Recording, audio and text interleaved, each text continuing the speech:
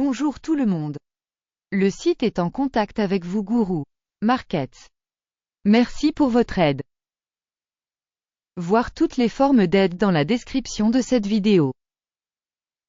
Nous allons maintenant analyser les performances actuelles de l'entreprise CrossFirst Bankshares Inc., ticker CFB. L'examen est basé sur les informations actuelles au 16 juillet 2024. Par classement Guru Markets, entreprise CrossFirst Bankshares appartient à la sous-catégorie Bank Yurikov. 24 organisations participent à l'évaluation, c'est assez représentatif. Commençons par des informations récapitulatives sur l'entreprise. Examinons chaque indicateur plus en détail un peu plus loin. Si nécessaire, vous pouvez mettre la vidéo en pause. Vous pouvez étudier plus attentivement chaque paramètre de l'organisation en question. L'accès à la base de données avec la structure des tickers d'entreprise est gratuit. Capitalisation boursière de la société CrossFirst Bankshares est de 0,79 milliards de dollars. Et la capitalisation boursière de la sous-catégorie est de 118 milliards de dollars. CrossFirst Bankshares Inc. représente une part de 0,663%, c'est l'une des petites entreprises de la sous-catégorie. La capitalisation du bilan de la société est estimée à 0,71 milliards de dollars.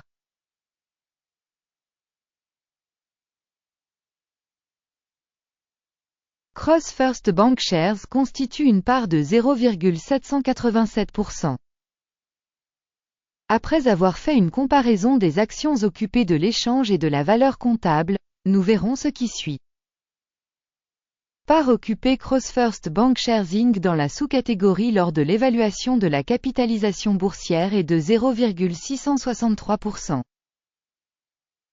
La valeur comptable est de 0,787%. Soit 19% de plus que la part de la valeur marchande.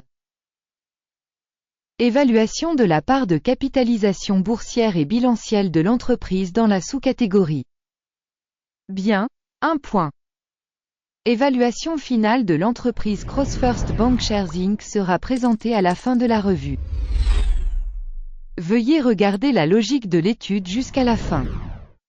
Les dettes de l'organisation s'élèvent à 0,121 milliards de dollars. La dette par rapport à la valeur comptable représente 17% des capitaux propres de l'entreprise. Note basée sur le niveau du passif financier de l'entreprise. Bon, 1 point.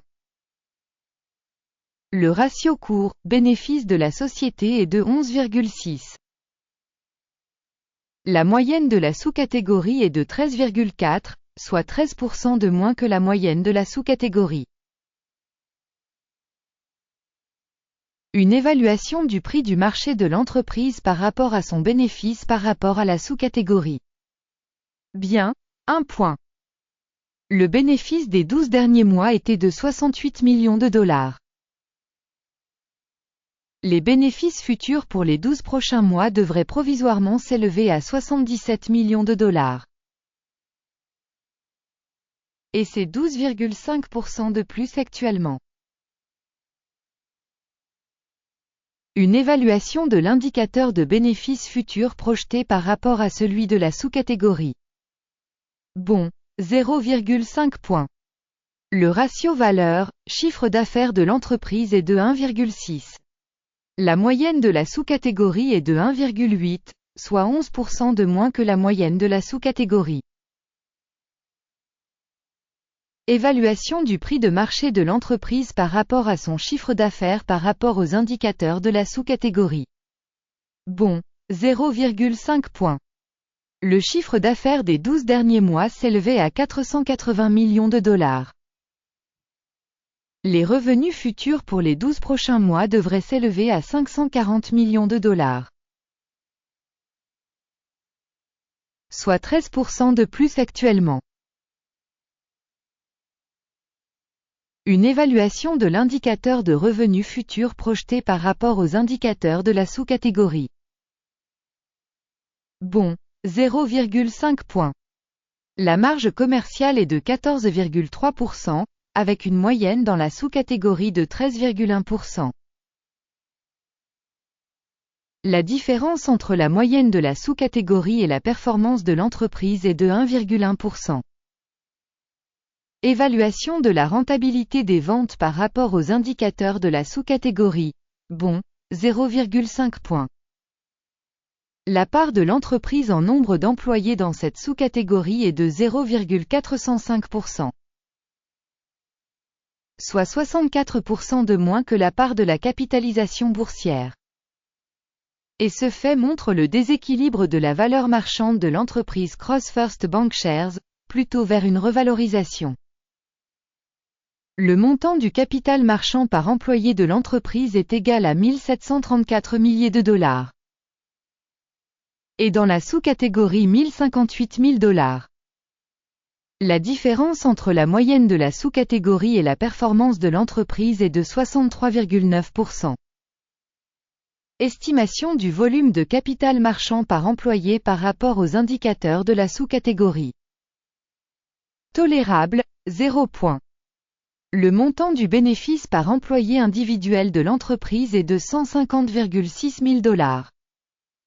La moyenne pour la sous-catégorie est de 79,3 000 dollars. La différence entre la moyenne de la sous-catégorie et la performance de l'entreprise est de 90%.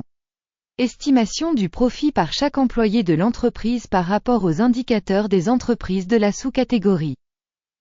Bon, 0,5 points.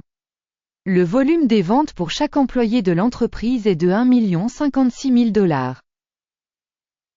Par sous-catégorie 604 000 dollars. La différence entre la moyenne de la sous-catégorie et la performance de l'entreprise est de 75%. Estimation du volume des ventes par employé individuel par rapport aux indicateurs de la sous-catégorie. Bon, 0,5 points. Les actions vendues à découvert sont de 2,4%, avec une moyenne de sous-catégorie de 3%. C'est un indicateur du risque de short squeeze. Indicateur RSI, 14, montre un niveau de 85% pour l'entreprise CrossFirst Bankshares Inc. Dans la sous-catégorie, le niveau RSI, 14, est de 72%. Techniquement, les actions de la sous-catégorie sont valorisées à un niveau inférieur à celui de l'entreprise CrossFirst Bankshares Inc. Comparez l'évolution du prix des actions d'une entreprise CrossFirst Bankshares Inc. et sociétés de sous-catégorie. Nous constatons qu'au cours des 12 derniers mois les actions de la société CrossFirst Bankshares Inc. a montré une dynamique de 46,8%. Par rapport à la dynamique des prix pour la sous-catégorie 29,8%. Cela n'indique clairement rien, mais il faut en prendre note. Résultat global, 6 points sur 10. Le résultat moyen pour la sous-catégorie est de 2,5 points. Si vous regardez de manière très large, au sein du marché dans son ensemble, vous pouvez constater que le score moyen de l'ensemble de la bourse américaine est de 0,3 points. Contre une note de 6 points pour l'entreprise CrossFirst Bankshares Inc. Regardons le tableau de commande, il est disponible, le lien est dans le commentaire épinglé. Le tableau des commandes contient toutes les décisions prises par le système d'information et de référence Guru Markets. L'accès au tableau de commande est libre et gratuit, lien en commentaire épinglé. Il convient de rappeler que le 15 février 2023, nous avons publié un arrêté. Téléscripteur CFB. Système d'information Guru Markets, une décision a été prise sur cette commande. Conclure l'affaire. Le résultat est un bénéfice de 11,2%. Postes ouverts dans la sous-catégorie Banque Yurikov non. Merci à tous d'avoir regardé cette vidéo et d'utiliser le système d'information et de référence de Guru Markets. Vous êtes tous vraiment le public le plus cool de la planète entière.